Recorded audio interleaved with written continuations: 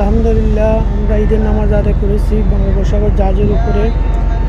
আজকে ঈদের নামাজ সবাই মিলে আদায় করেছি, জাহাজ আলালা সহ, এবং আমরা যারা ডিস্ট্রিবিউটার, শ্রমিক এবং বিভিন্ন ধরনের মানুষ যারা জাহাজে আসছিলেন সবাই মিলে ঈদের নামাজ আদায় করেছি।